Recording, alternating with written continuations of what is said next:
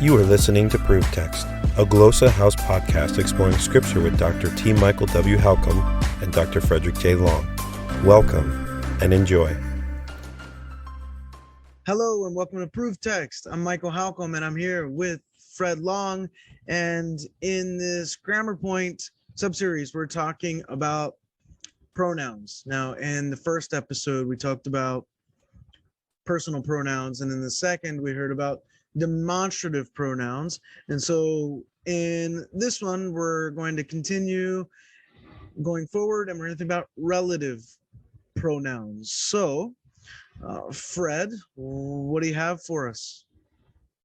Relative pronouns follow typically the first and second declension, right? So, and what's neat about them is that they start a subordinate clause typically, or if they're the object of the preposition, the prepositional phrase of which they're a part begins a subordinate clause. So relative pronouns are a way, there's a lot of verbal subordinate clauses that are built around verbs and time, time or logical kind of connectors like since or because or until or when or while or whatever. But these relative pronouns are used to elaborate upon a noun. And so we have to ask why. Why is the author choosing to elaborate on this noun by way of actually forming a whole clause structure by them? And so that gets us to kind of thinking about the function of these relative pronouns. There is two types, or really we could talk about more. Next time we'll talk about correlative pronouns. But you have os, which is os is the masculine form, a feminine form, o the neuter form. But you also have ostis, atis, and otis, ot.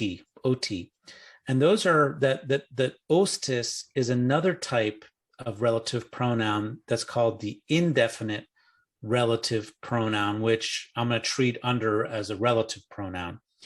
And the question is why? Why do you have two types of relative pronouns? What does ostis maybe mark or signify that os doesn't? Now, one of our doctoral students at Asbury in an advanced discourse Greek class that I taught, Benjamin Ike, he looked at this, and actually I think it's going to be it's being published in a journal right now. I forget the journal, but he tries to tease out the difference between these.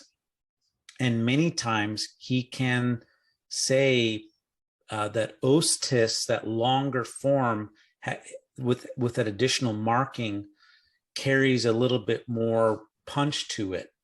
Although not in every case can you discern that necessarily, unless we're missing something culturally.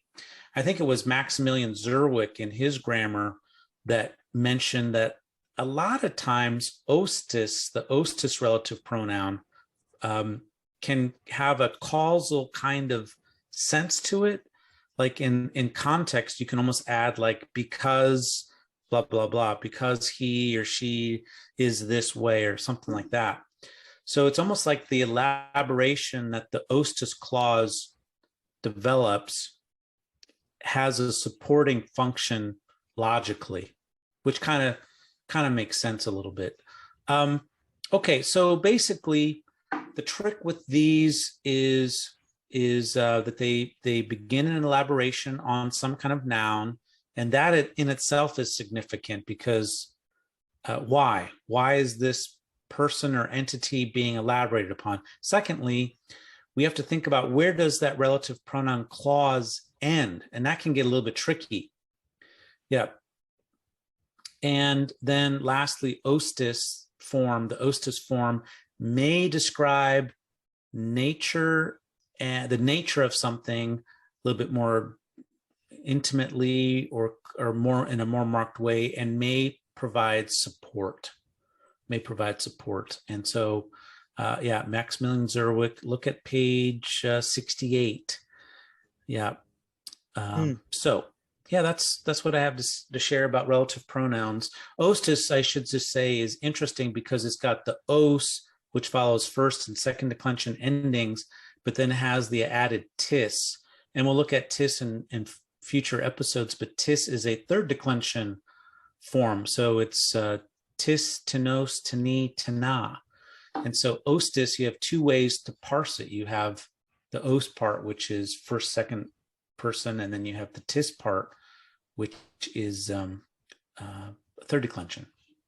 Yeah. Get a little more eoticism on that tis. Instead of tis. Tis, yeah. Tis. Yeah, thank you. That's probably good. Just by habit. Yeah, for sure. Ostis. Good. So an example in English, like you think of these relative pronouns. So you could say like the man, and then I like how you're pointing out it elaborates on a noun, right? So the man who jumped off the bridge, right? Now we're getting more information about the man. It's elaborating. Yep.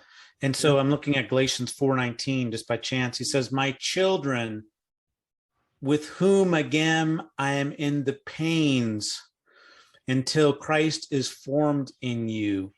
That who clause, I mean, and this is like it's almost like a meta comment on the situation. Like he's pained at what's happening, and so he calls them out as my children. So there's a personal pronoun, but then he elaborates on this, and basically like he's in the pains of childbirth again.